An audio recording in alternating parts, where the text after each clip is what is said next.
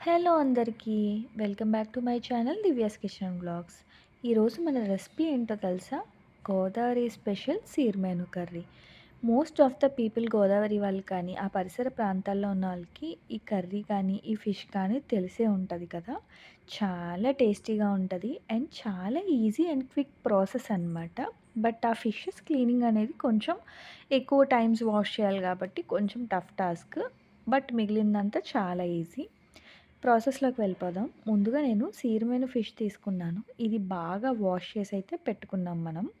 దీనికోసం ఒక చిన్ని ఉల్లిపాయ తీసుకున్నాను. అంటే నాట్ చిన్ని, మీడియం సైజ్ అనమాట. దానికి మసాలా కూడా ఏం అంత అక్కర్లేదు. జస్ట్ వెల్లుల్లి, జీలకర్ర, ధనియాలు అంతే అనమాట. అంతకు మించి మనం ఏం వాడం.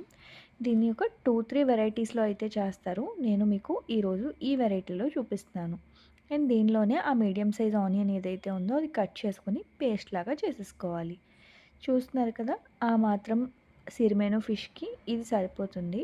తర్వాత కడాయిలో ఆయిల్ వేసుకొని, దానిలో ఒక పచ్చిమిరపకాయ చీల్చుకొని వేసుకొని, మనం ముందుగా రెడీ చేసి పెట్టుకున్న ఈ మసాలా పేస్ట్ కూడా వేసుకొని, బాగా ఫ్రై చేయాలి. ఎంత బాగా అంటే మనకి అదంతా కుక్ అయిపోయిన తర్వాత మనకి ఆయిల్ పైకి తేలాలి. అప్పుడే కర్రీ చాలా టేస్టీగా ఉంటది. లేదంటే అస్సలు బాగోదు. అండ్ ఇక్కడ చూస్తున్నారు కదా! మనకి పచ్చి చింతకాయలు అవైలబుల్‌గా ఉంటే దాంతో కూడా కర్రీ చేసుకోవచ్చు. చాలా బావుంటుంది.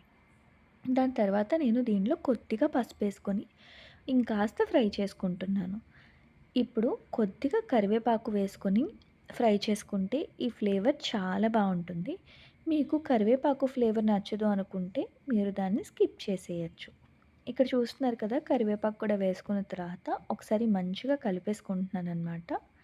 ఇలా కలిపేసుకున్న తర్వాత మనం దీనిలోనే ముందుగా క్లీన్ చేసి పెట్టుకున్న సీర్‌మెను ఫిష్ ఏదైతే ఉందో దాన్ని యాడ్ చేసి ఒక్కసారి అలా కలుపుకోవాలి.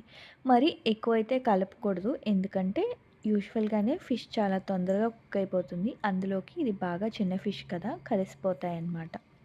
అండ్ ఇక్కడ కొద్దిగా కారం, నాట్ కొద్దిగా మీ రుచికి సరిపడినంత కారం కూడా వేసుకొని ఒక్కసారి ఆ ఫిషెస్‌కి మసాలా, కారం అవన్నీ పట్టేలాగా కలిపేసుకున్న తర్వాత రుచికి సరిపడా ఉప్పు కూడా వేసుకొని ఒకసారి బాగా కలిపేసుకోవాలి.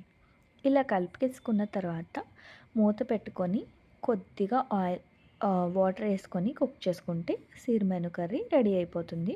అండ్ దీనిలో ఎక్కువ వాటర్ ఏం పట్టవు. మాక్సిమం ఆ ఫిష్‌లో ఉండే వాటరే తోనే కుక్ అయిపోతాయి.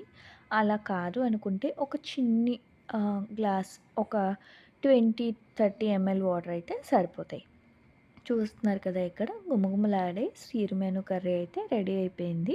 అండ్ ఈ వీడియో ఎలా అనిపించిందో నాకు కామెంట్ సెక్షన్‌లో తెలియచేయండి. అండ్ మొదటగా మీరు ఎవరైనా నా ఛానల్‌ని ఫస్ట్ టైమ్ చూస్తే సబ్స్క్రైబ్ చేసి, లైక్ చేసి, షేర్ చేయడం మాత్రం అస్సలు మర్చిపోవద్దు. Thank you for watching.